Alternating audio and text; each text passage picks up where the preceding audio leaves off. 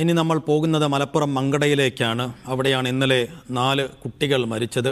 ദാരുണമായൊരു അപകട വിവരമായിരുന്നു അത്. ഇടിമിന്നലേറ്റ് മരിച്ച 4 പേരുടെയും പോസ്റ്റ്മോർട്ടം ഇന്ന് നടക്കുകയാണ്. മഞ്ചേരി മെഡിക്കൽ കോളേജിലെ പോസ്റ്റ്മോർട്ടത്തിന് ശേഷം മങ്കട കോഴിക്കോട്ട് പറമ്പ് തസ്കർ ഓഡിറ്റോറിയത്തിൽ മൃതദേഹങ്ങൾ പൊതുദർശനത്തിന് വയ്ക്കും. അതിനുശേഷം മലയിൽ ജുമാ മസ്ജിദ് ഖബർസ്ഥാനിൽ ഖബറടക്കം.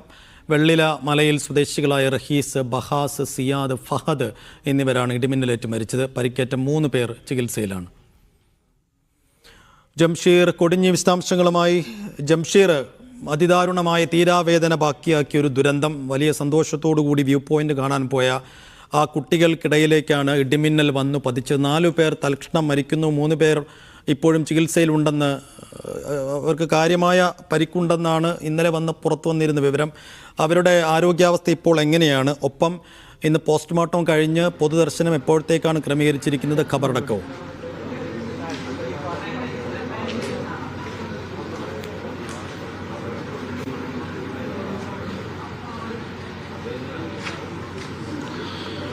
സൈഫു, ഇപ്പോൾ ഞാൻ മഞ്ചേരി മെഡിക്കൽ കോളേജിൽ ആണ് ഇപ്പോൾ ഉള്ളത്. ഇവിടെ പോസ്റ്റ്മോർട്ടം നടപടികൾ അല്പം മുമ്പ് ആരംഭിച്ചിരിക്കുകയാണ്. 4 മൃതദേഹങ്ങളുടെയും പോസ്റ്റ്മോർട്ടം നടപടികൾ ആരംഭിച്ചിട്ടുണ്ട്. ഇപ്പോൾ അതിനുള്ള ഒരുക്കങ്ങളെല്ലാം തന്നെ പൂർത്തിയായിട്ടുണ്ട്. നാട്ടുകാരായിട്ടുള്ള ആളുകളും അതോടൊപ്പം തന്നെ പൊതുപ്രവർത്തകരായിട്ടുള്ള ആളുകളും എല്ലാം തന്നെ ഇവിടെ എത്തിയിട്ടുണ്ട്. ഇന്ന് പോസ്റ്റ്മോർട്ടം നടപടികൾ ഇപ്പോൾ നേരത്തെ 7 മണിക്കാണ് പറഞ്ഞിരുന്നത്, പക്ഷേ ഇവിടെ അല്പം വൈകിട്ടുണ്ട്.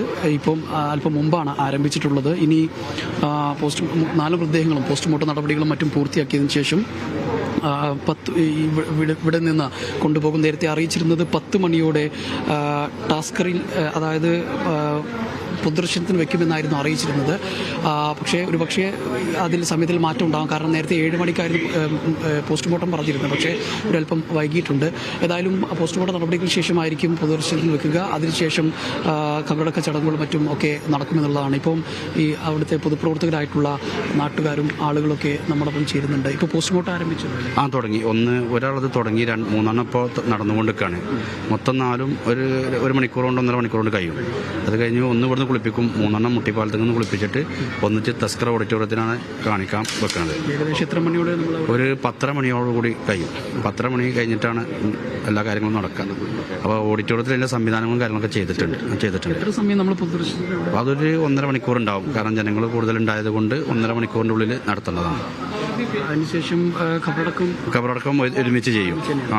4 പേർക്ക് ഒരുമിച്ച് ചെയ്യാൻ ഒരു പള്ളി തന്നെയാണ്. ആ പള്ളിയിൽ 4 ആൾക്ക് ഒന്നിച്ചാണ് ഖബറടക്കം ചെയ്യുക. മലയിൽ പള്ളി എന്നാണ് ഒക്കെ അയൽവാസികളും സുഹൃത്തുക്കളും. ഒരു 18 വയസ്സ് 20 വയസ്സായ ചെറുക്കന്മാരാണ് ഈ മരണപ്പെട്ടത്. നമ്മൾ നാടിന് ദുഃഖത്തിലാണ്, വളരെ ദുഃഖത്തിലാണ്. ഇങ്ങനൊരു സംഭവം നമുക്കിങ്ങനെ ഇത്രയും ചെറുപ്പക്കാരായ ആളുകൾ മരണപ്പെട്ടതിൽ വളരെ ദുഃഖത്തിലാണ്. ഞങ്ങളുടെ നാട് ഒട്ടാകെ വളരെ വിഷമത്തിലാണ്. അവർക്ക് സുഖമാണ്. അവർ ഇന്ന് മൗലാന ഹോസ്പിറ്റലിലാണ് 3 പേരുള്ളത്. അവർക്ക് സുഖമാണ്, അവർക്ക് കുഴപ്പങ്ങളൊന്നുമില്ല.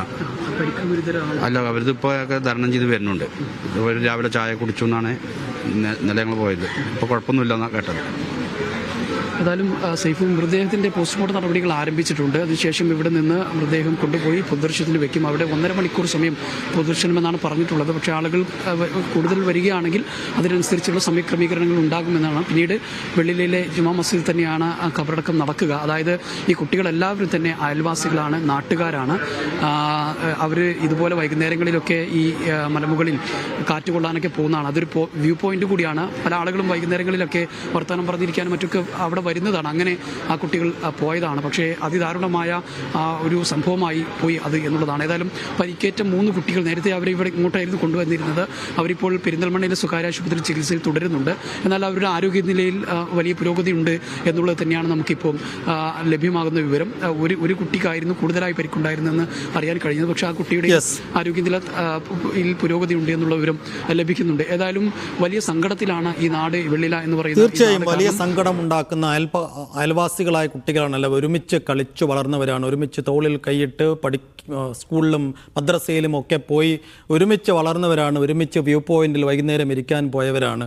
അവരെ തേടി എത്തിയത് അങ്ങേയറ്റം നിർഭാഗ്യകരമായ ഒരു വിധിയാണ്. അതിൽ 3 കുട്ടികൾ ഇപ്പോഴും ആശുപത്രിയിൽ ചികിത്സയിലാണ്. അവർക്കെങ്കിലും വേഗത്തിൽ ജീവിതത്തിലേക്ക് മടങ്ങി വരാൻ കഴിയട്ടെ.